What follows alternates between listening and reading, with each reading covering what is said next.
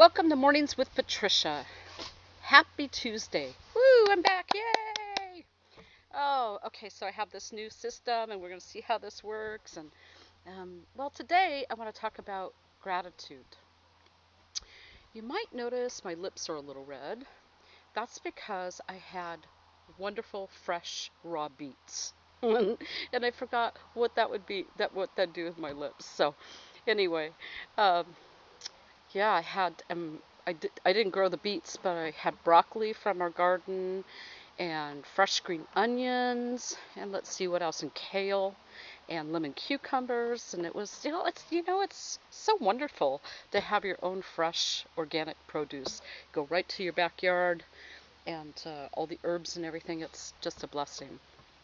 But today I want to talk about gratitude, uh, in accordance to, where are we at in our lives? So, um, I just recently posted on Facebook that I'm working with George Fox to go back to school, and I will apply, and that deadline is in October. And if I get accepted, which I have every intention of being accepted, then I will start in January, and it's a 16-month program, and it's just really amazing, and you get to do that in the evenings, one evening a week, and then also one Saturday a month, and so that's for 16 months, and oh, that's amazing to do that. And so I don't know whether I'm going to work with elementary school students or high school students yet in special needs, but one of them.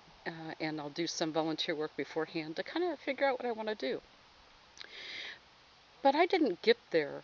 Well, it seems like I got there overnight, but I didn't, When I came back from India, I really didn't know what I was going to do with my life, and I'm watching because there's some honeybees around.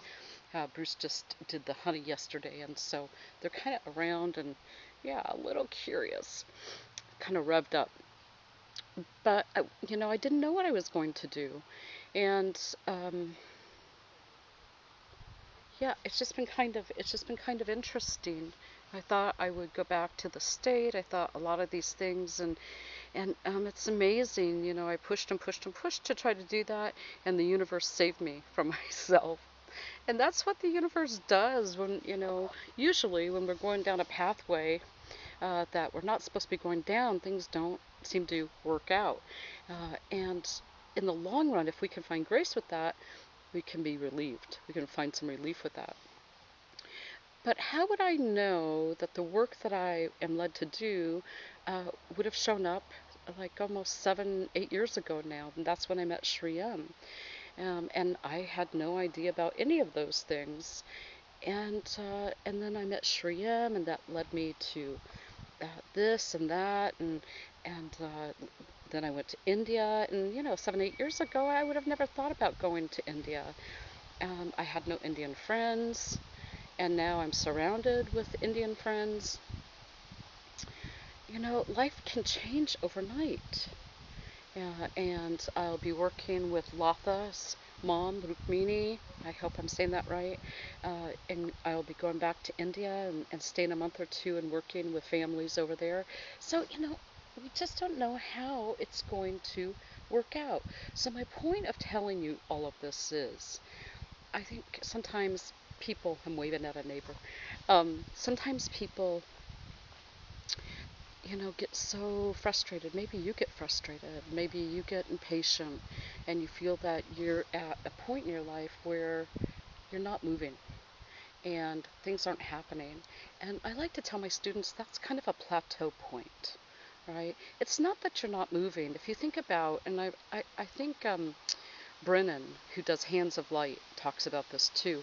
If you think about the soul and how it goes in an elliptical pattern, so you kind of go up, whoops, we'll do this, go up, and then all of a sudden you're right here, and that's the plateau.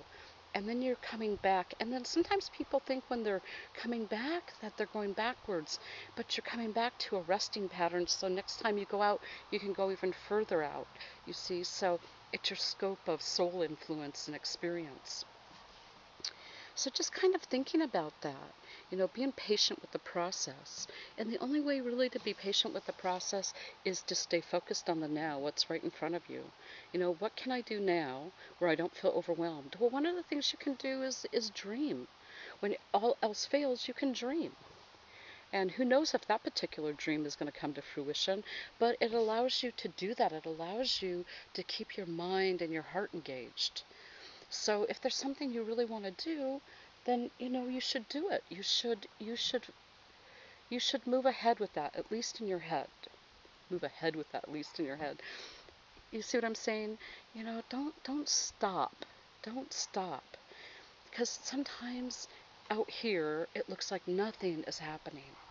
But you have no idea how many other puzzle pieces have to get into place before your puzzle piece comes in.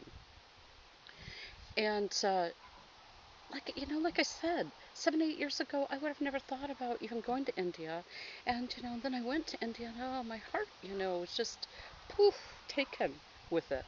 Oh, I'm not saying that India is for everybody. I'm just saying that was my personal experience. So 7, 8 years ago, that was not even in my field of awareness. Think about you today. We don't know what isn't in your field of awareness. We don't know what you're going to do 7 or 8 years from now.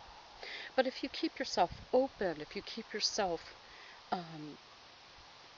in gratitude, yeah, and so being grateful for everything that shows up, being grateful that you get up in the morning, being grateful if you like coffee, being grateful if you like chai or whatever it is, tea, whatever it is, being grateful that you have friends and maybe, and family, and I don't know, that you have eyes to see or ears to hear, legs to walk.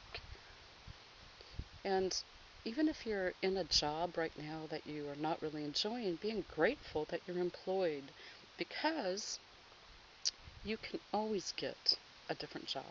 You can get a different career. That's the truth. But here's the thing, and I work with people over and over.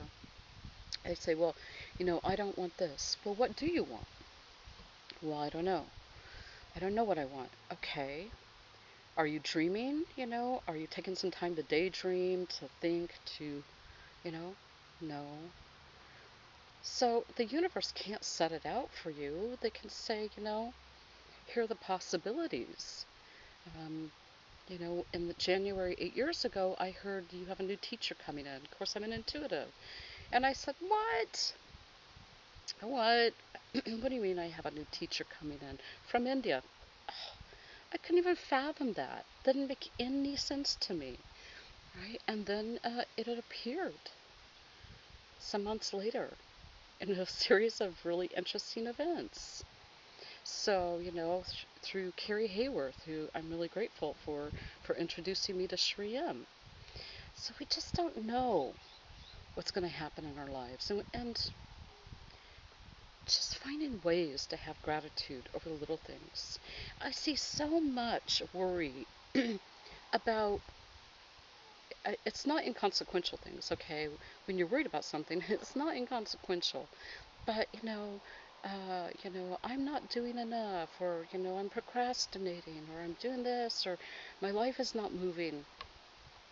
Well, guess what? Whatever you're focusing on, that's what you're going to get more of. So if you're feeling like you're not moving, and that's what you focus on, but if you say to the universe, hey, I want movement that I can work with, that I can accept, those sorts of things, then the universe can give you that. If you say, if you open it and say, I want movement, you may get more than what you reckon for, okay? So it's okay to put some boundaries around that. It's okay to understand that. But it's just so important to find your gratitude with what you have, be willing to imagine or daydream, and plan.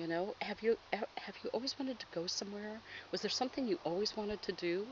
Okay, then put your focus on that. Don't say, oh, I always wanted to go, I don't know, I'm gonna make this up, to Egypt or Ireland or Australia or you know uh, the eastern United States, whatever. Or maybe I've always wanted to take a trip across the United States, or maybe I've always wanted to be a fashion designer. Okay, whatever that is. And then I hear people say, yeah, but there was a time when I thought that might happen, but look, I can't afford that. I'm working full time, yada, yada, yada. Okay, but you don't know how the universe is going to order itself to help you achieve these things. And then there's the other thing of time. We're very impatient. We're an impatient society. We're impatient personally so much. And so learning how to have gratitude, right, for what you have, where you're at, and then the patience, right? They say, well, it's not showing up today or didn't show up to, the next day or the next day. And then people lose heart. Just focus. Focus on the vision.